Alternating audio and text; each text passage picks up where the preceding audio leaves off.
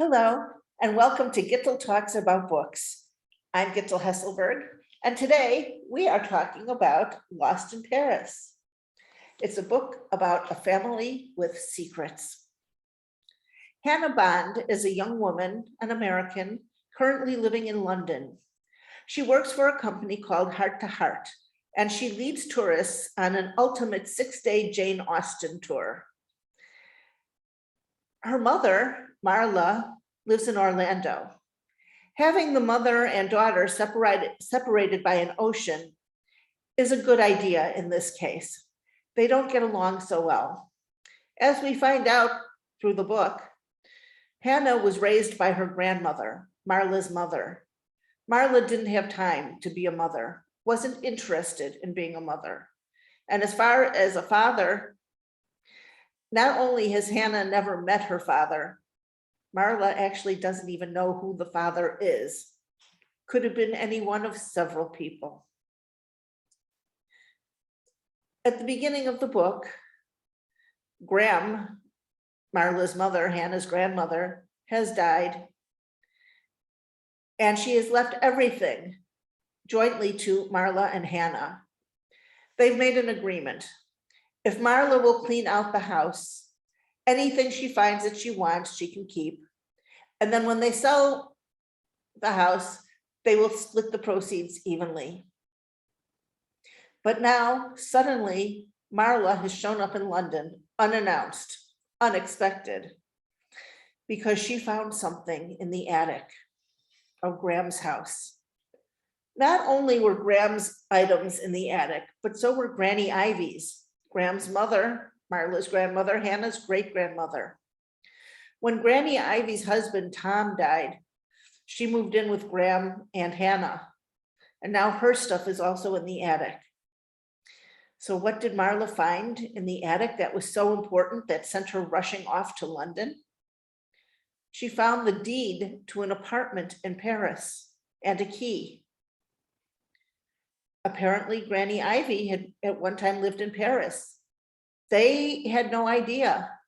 She was from Bristol, but she married an American soldier at the beginning of World War II, and he took her to Florida, which is how the family ended up in Orlando.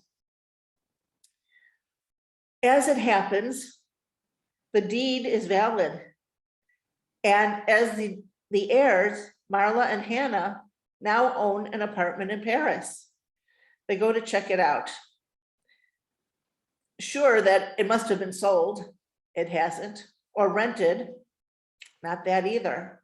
They go and the apartment is just as Granny Ivy left it in 1940, although now it's filled with dust.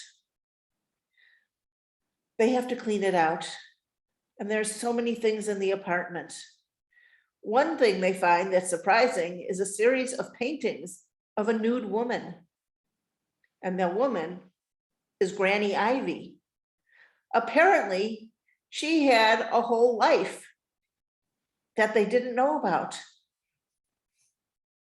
Also, what we find in the apartment is a series of diaries that Granny Ivy kept. And through reading these diaries, we find out about the life Granny Ivy led while she was in Paris.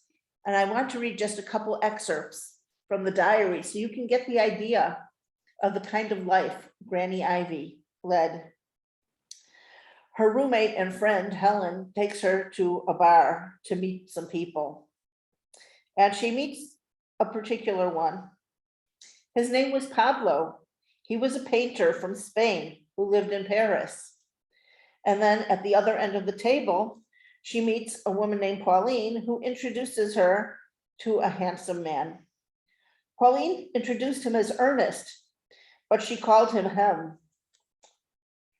And later on, we find out she met another couple, Scott and Zelda.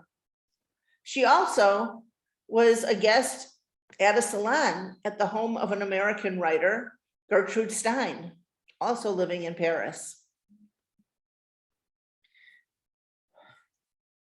So now we have some secrets. Granny Ivy lived in Paris, posed nude for some painter, lived a life where she spent time with Picasso, Hemingway, Fitzgerald. How did all this happen?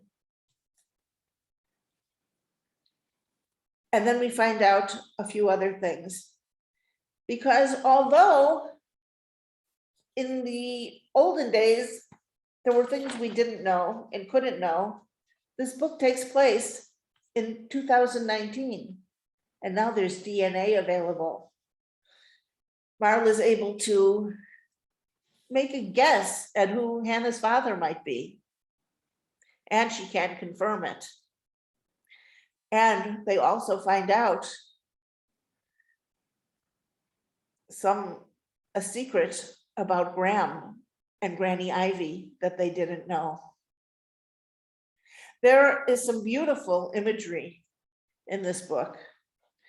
I want to read just a couple excerpts so you can get the idea.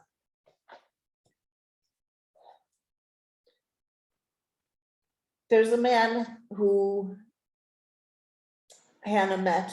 In fact, well, she met him quite by accident. And then it turned out later she was set up on a blind date with him. And at one point, he sees her and says, "There she is," he says, his Scottish brogue making the word sound as rich as foie gras and 100 times more delectable. This blind date of hers is a man who, when she first met him, reminded her of Mr. Darcy. Remember, she leads a Jane Austen tour. And there's another point in the book where we see just how different Marla and Hannah really are. Hannah is preparing to go out and she's choosing what to wear. And she thinks, "What does it say about you when your mother's lingerie drawer whispers boudoir and yours screams big box store?" Eventually, Hannah is able to start leading tours in Paris based on Granny Ivy's life, tours about the crazy years in Paris. I think that most book lovers will enjoy this book because it makes so many of the people we know and love come alive. The Fitzgeralds, Hemingway. And we can see through Granny Ivy's diary what life must have been like during the crazy years. It's an easy read and an enjoyable one, and I actually do recommend this book, Lost in Paris by Elizabeth Thompson. And if you enjoy hearing me talk about books, please like, share, and subscribe to this video. Thank you. I'm Gittel, and we were talking about books.